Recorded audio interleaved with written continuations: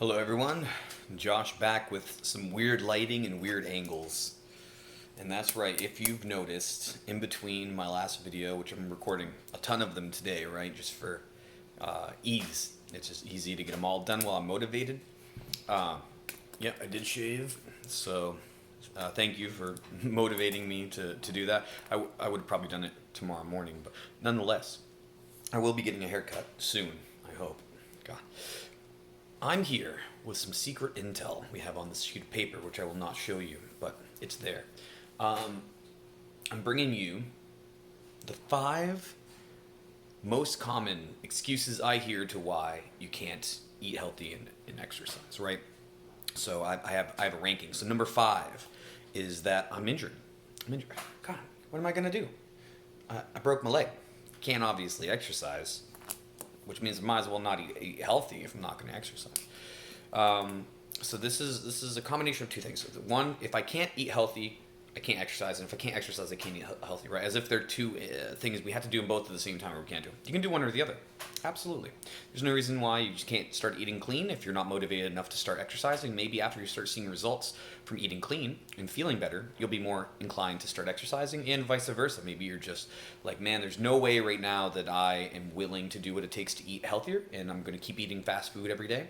But I can at least start exercising to feel better. You can definitely do something. And if you're injured, of course, start by, eating clean. Right? Nothing's going to stop you from eating differently if you're injured, and just doing what you can exercise. Like say you broke your leg, just do some curls. Do some like reaching behind you actions. Right? So often we forget that there's a bajillion movements that some people call them like primal movements that we don't do anymore. Right? Like how often do you do this? You don't, right? So what I like to do, and every once in a while is, I'll be bored or something watching TV. I'm like, why not I sit on the floor and grab a medicine ball, just kind of like do some extensions and some moves, like a little 20-pound medicine ball. I can turn and do some things that I normally wouldn't do. And every once in a while, people get hurt at work from just like turning and reaching behind them like this, and they don't realize they're so out of shape and they never make that movement that they pull some sort of muscle in their back or in their shoulder. Really basic exercises and movements can become dangerous if you become too frail and too weak. And the problem is we're so confident because we remember 10 years ago we used to be able to do anything, you know what I mean? And very quickly it turns into like, oh, my back, oh, I can't believe it got hurt like that, you know what I mean? So we're overconfident, but we're also we lower our expectations of what we can do to make it better, right? So just by simply doing some different movements, like some chair turns and stuff, you can improve your flexibility and your strength within a certain range of motion. Number 4, I'm depressed. I don't feel like doing it. I'm down on myself, etc. Right? And I don't want to act like I have anything against mental health. Those are real issues. I've had my share of struggles with mental health over the years. So I'm not trying to marginalize anybody's issues. But what I am saying is it is not helpful to think that just because you feel bad, that doing something that will lead to you feeling good is not an endeavor worth taking in. Is it harder? Absolutely. But you can still work out and eat right? And not only is that good for you, it gives purpose, right? For me at least, I found that any kind of track of doing things on a consistent basis helps take me out of that negative headspace that sometimes mental health can put you in. It's not a cure-all, it's not an end-all be-all, but it's just one little thing, one little knob of life that can go a little bit better for you than things have been going. And it feels good to do things, and it feels good to progress, right? As you see results, as you get stronger, as you lose weight, as you feel more energy from eating healthier, those things feel good. Number 3, too tired. I'm too tired for that. I go to work, I work at a mill, and I'm on my feet all day. And when I come home, I want to kick my feet up and I want to watch TV. I'm too tired to do that stuff. All right, reasonable. But you'll have more energy if you exercise, right? Just don't overdo it. A lot of people think that if I don't hit as hard as I can in the gym, if I don't murder myself in the gym, then I'm not going to get results. And it's not the case. Now you won't get results in a week or two.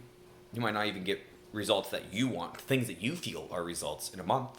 But if you keep doing it, you will get results. One of the coolest things about when I was on my weight loss journey, when I lost 75 pounds, is after 6 months I look back and I was like, holy cow, I don't even look the same, right? I took like a side shot with my gut, and then I took another side shot when I didn't have a gut. I was still like, a little chubby. I didn't have a six pack or anything, but like the amount of gut I lost, the amount of like upper chest area that I lost, the definition that I got throughout here, it was appalling. In 6 months, what happened, right? And I was not murdering myself in the gym at the time. I did eventually get to the point where I was like, I gotta murder myself, but I was just being active 5 days a week. I wasn't even doing 7. Now I think it's very important every day to exercise and to try to eat well, right? To have a plan in place so that we're always doing something to progress ourselves. And then over time, and time goes by quick, right? The older I get, the more I realize that like New Year's just happened and it's June. You know what I mean? So like very quickly, 3-6 months can fly by. And if you've been dedicated, and for the most part, we all make mistakes, but if you've been progressing as you should, then you're going to be doing great. So eating clean will lead to more energy, even if you don't exercise. All right. So if you're tired, I would start with eating clean first and doing a little bit of exercise. Just anything. Walk around your house, walk around your block, take your kids, your dog for a walk, try doing some push-ups, sit-ups, whatever. Everyone has activities that they enjoy, right? Maybe you were like, man, when I was in high school, I was unbelievable at pull-ups, or I was unbelievable at sit-ups, and you have this natural emotional enjoyment out of that activity. Do that activity. You know what I mean? When we're first starting out our fitness journey, there's no reason to care what activity we do. And a lot of people are going to try to tell you, if you don't do exactly what I say, you won't get results. No. You just got to do something, okay? So everything starts with the first step, right? Every journey is the first step. There's some sort of a parable thing involved there. So 2, all right? Now we're getting to the juicy stuff, all right? We're getting to what you're thinking inside your head. You're like, listen, I watched your video, for whatever reason you did, because I know you, because, I thought it'd be nice. But I mean, I'm not really going to do this because I don't have time. Unlike the rest of these guys, these fitness YouTubers and people who are doing really well in their life physically and health-wise and emotionally, they just have a lot of time on their hands, but I don't, because I'm a single parent, or I have 5 kids, or I work 60 hours a week, or I have hobbies and friends and things I want to do, and I want to go drinking on Saturday night, and I don't have time or the, whatever necessary to do those things. It's not true. Not true. Everybody's got time. Some of the people in the best shape that I know, like at my work, they accomplish so much in their life that it motivates me just by knowing that they're doing the things that they're doing. They accomplish way more than I could even dream to accomplish, and they're in fantastic physical shape. Now you could say, like, well, they have great genes. Well, they also exercise every day, eat healthy on purpose by design, and they're just constantly doing something, right? Like they're always active, and that pays off. I mean, I don't know how else to say it. It pays off. So if you don't have time, all right, how much time do you spend watching TV a day or playing video games? Most people are going to probably be TV. The average American spends 2.5 to 3 hours doing that, and that's not even counting time scrolling through the phone. So how much time do you spend scrolling through your phone on Facebook and Instagram, on Snapchat, whatever? And the other thing we need to think about is, do either of those activities actually make you feel better about yourself? Do you ever get off of Snapchat and be like, whew, thank God I did that. Thank God I scrolled through Facebook today and I got to see all of that drama and stuff. Probably not. No. Usually you feel the same as when you started scrolling an hour ago and you lost track of an hour, just because they're designed. They are dopamine recepting devices that are made to just give you the serotonin and make you feel like, oh, I need to keep scrolling. You know what I mean? Like, that's what they're made for. It's like digital meth. All right. So do you actually feel better after you get off of it? Do you feel accomplished, right? Do you think that was a good use of your time? Or do you feel a little worse about yourself because you saw people who are better than you, who are showing off the very best parts of their life and never show you the wrong parts of their life? Or do you just feel bad because, like, you didn't actually do anything or accomplish anything during that time? Probably, right? Probably one of those things. You probably didn't get off of Facebook scrolling and say, like, wow, I wish I could do that for another hour. That's not normally how it works, right? What time do you wake up in the morning? Do you wake up an hour before work and literally just get ready and go out the door? Or Do you wake up really early? Are you a 5 a.m. person? Because if you're a 5 a.m. person, then working out before you go to work or exercising or whatever is probably not for you. But for me, I like it a lot. I can wake up and I can get a little 30-minute like cardio session, or get a couple compound lifts out before I even get to work. And one thing I found is exercising before I go to work makes it so when I get to work, I'm ready to go, dude. Like another small little thing, I just started this like literally just last week. Brought my standing desk station I have for my home for when I play video games. Brought that to work. I got 6 hours, 5 to 6 hours a day where I was standing and kind of just like jostling around. Like I can't stand still, all right? Like I got some sort of attention issue. But when I'm at work, I'm just kind of like moving around, grooving, typing, making calls. You know what I mean? I'm an office worker.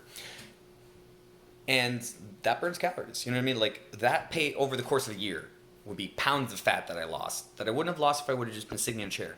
Another thing, posture issues. I have horrible posture. The only reason I'm sitting up in this chair is because my legs can't reach the floor because these are like bar stools. I'm short. But normally I slouch like something like this all day in my chair with my computer. It's horrible for me, all right? And a lot of us do the same thing. So just standing forces you to have better posture than that, at least. And of course we can work on our posture. We can even do the reaching actions and things while we're working on our posture. So what do you do during your lunch? Do you have an hour lunch? No one needs an hour lunch. Why do people have hour lunches? I would love to go home a half hour early every day and have a half hour lunch. I don't get the opportunity to do that, all right? I'm also salary, so like all that stuff, like sometimes you don't even take a lunch, right? But the important thing is, if you have an hour lunch, go for a walk. Do something. If you bring your own lunch from home and we're not taking time to travel to go out and get in a drive-through line, which is a waste of our time and our money and everything, it's so bad. If instead we go for a walk around, the area, take in some sun, some fresh air, I think that's a great opportunity to get 30 minutes of light cardio in that you weren't getting before that are going to pay dividends to you in the long term. And lastly, I have what do you do after your kids go to bed? This is a really common one. I don't have time. Kids, responsibilities, things to do.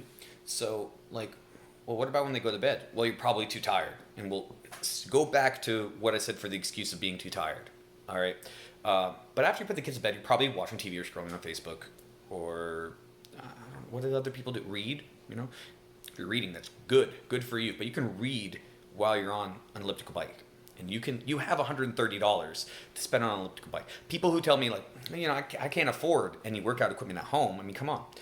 I got a squat. I'll make a video about everything I have and how much I paid. All right, for like $750, I have an elliptical, treadmill, a squat rack, a bench for bench pressing and all other kinds of activities, adjustable dumbbells, and a weighted. Oh, come on. Medicine ball, and a tension band that goes up to like 180 pounds or something. So it's very good, and I have the attachment hooks with it that can make it so it goes down to like 20 pounds of tension or whatever. Not important. What is important is that I didn't buy all of that at once. I didn't just sit down and I was like, I have $750 to spend. No, I made little purchases over the period of like a year, and I built my collection. And now I have a pretty sizable thing. But if I break it down per month, I mean, I paid less than $40 a month towards this stuff. I just slowly built it up. And if you really are having financial issues, how much money are you spending on drive-through coffee or just drive-through in general? If you're eating cleaner, you're not going through the drive-through. You're buying real food. It's like $10 for 20 pounds of chicken or something. It's just so much cheaper. And you can take that money that you're saving from eating cleaner or just stop, get a Keurig. You don't need to go through drive-through coffee. It's the biggest ripoff in the world. They get 88% markup on their coffee. There's no reason you should be paying the 88%. Make your own coffee at home, okay? And then you can spend that on some small pieces of equipment over time, right? And then before you know, a year from now, you have yourself a little home gym, all right? Or even just one thing, maybe just one cardio thing that you hop on either in the morning. Just go to bed early. If you put the kids to bed and you're like, oh God, thank God. Go to sleep then. Wake up before the kids wake up. Get a little cardio in. Take a shower. you'll have more energy when you wake the kids up, and it won't be like grumbly, miserable, and then, that's not what you want your kids to think about you when they're like, well, dad's always tired. That used to be me. Used to be me 100%. My son would ask me to do something, I would say, I can't, I'm too tired. And it's one of the worst feelings in the world. That's all I'm going to say about that. Lastly, finally, I'm going to try to get through this as fast as possible. Sorry, I'm a long-winded person. It doesn't matter anyways. Number one excuse. It doesn't matter anyway. We're all going to die. I might as well die fat and happy. How many times in my life have I heard that? You can die fat and happy at 55, or you can die fit and healthy at 80. You know what I mean? Like, there's such a range of options depending on how bad you are, health-wise, and how good you are health-wise. There's so many things that can happen. And of course, being healthy does not stop you from getting hit by a truck and like cancer and all these really different things, right? But generally, if we're looking over the population and over lifespans, you're better off living healthy, having more energy. And here's the thing is, forget how long you live anyway, right? If we're all going to die. Wouldn't you rather have a better quality of life? Wouldn't you rather feel like you have more energy? Wouldn't you rather sleep less and have more hours during the day to do stuff? Wouldn't you rather be a happier person, be a good role model for others, especially your children, right? One of the biggest motivators I have is like, I want to be a positive role model for my son and for my brother. I definitely want them to be able to look at me and be like, you know what? These are the choices that he made, and these are the choices I'm going to make because I had that behavior modeled, right? I don't want to talk bad of anyone, but I was not modeled proper eating behaviors as a child, all right? That's the reality. Proper exercise models, not too bad. My parents were very good about making sure I played sports, all right? And my dad even showed me, really basic gym stuff when I was in high school that I carried on throughout my life and helped me build a relationship with working out in the gym. And that has helped me tremendously. Now I want to be able to give both of those to my son. I want him to be able to get those benefits that I got from my parents, and then these other benefits that I had to learn on my own, so that he ends up being better off. All right, so being satisfied with yourself doesn't matter, like not only physically, but just feeling better about who you are. When you're healthy, you have a more positive mindset. Chemically, you're just a different person when you're healthier. All right, because we're constantly, hour by hour, day by day, a different version of ourselves based on how stuff's going on up here chemically. And eating healthier and exercising leads you to a better place than you would be if you had not done those things. Your health doesn't matter, right? Obviously, we kind of touched on that. Having more energy doesn't matter to you. Is that what you're saying? Taking less medicine, right? Healthier people have to pay less for medicine. Like, there's financial benefits to being healthy as well. Like, don't think this is all just like the way you look and the way you feel. Your pocket gets hit by being unhealthy sooner or later, for sure. And I can't read my own handwriting. And getting injured less. Does that not matter to you? Because healthier people have less workplace and lifestyle injuries. How many people do you know who slip on the ice and break a hip, or roll an ankle and fall over and have bruises all down their side? All right. People who tend to be heavier and more unhealthy are more likely to have those types of injuries. Now, anyone can have any kind of accidental injury. Like, if you're on a ladder, you could fall off, you could break a leg. All right, I'm not saying it's going to stop those kind of things, but daily injuries, like just walking places and like taking stairs and getting hurt in those kind of ways, those can be cut down tremendously. Injuries. And then of course you have the cardiovascular diseases and issues. My grandfather had like a single or double bypass done. And after he had it done, he said he felt 10 years younger. Think about that. If he would have made better choices, in his exercise and in physicality, he would have felt 10 years younger the entire time. And that's, I don't even know how to quantify. That's 10 years of his life where he had to feel like he was 10 years older, that he'll never get back. So even though he feels 10 years younger, he might have felt 20 years younger 10 years ago. You know what I mean? It's hard to correlate those kind of ideas. So all of these things are important. But the biggest point is there's no excuse. No excuse. Everyone has time. Everyone's too tired. Everyone has their own mental issues. Everyone gets injured. And everyone knows that you can frame things so that nothing matters anyway. You can be whatever that is called, a nihilist, right? It's not helpful. You want the best quality of life while you live it for the rest of your life. So this was supposed to be a 5-minute video, and we made it 20 minutes because that's the talent that I have. So if you made it this far, kudos to you. And thanks for watching.